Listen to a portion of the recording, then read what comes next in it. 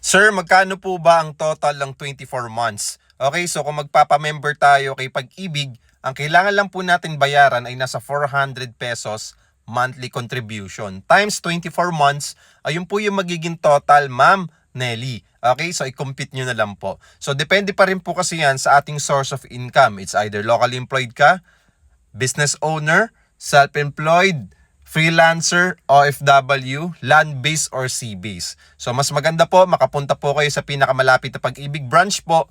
Okay, and then sabihin nyo lang po na magbabayad po kayo ng contribution kay Pag-ibig at ipapa-update nyo po yung inyong status kay Pag-ibig at yung mga information kung saan po kayo nagtatrabaho at makita nyo rin po yung total contributions nyo na kay Pag-ibig kung meron na rin po kayong history before.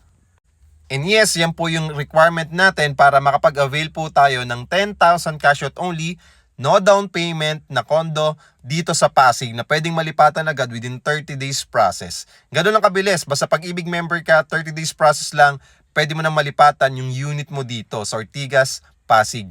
Walang down payment, walang hidden charges, lifetime ownership at mabilis malipatan. Ready for occupancy na to, kaya naman wala ka ng duda na hindi malilipatan ito agad-agad.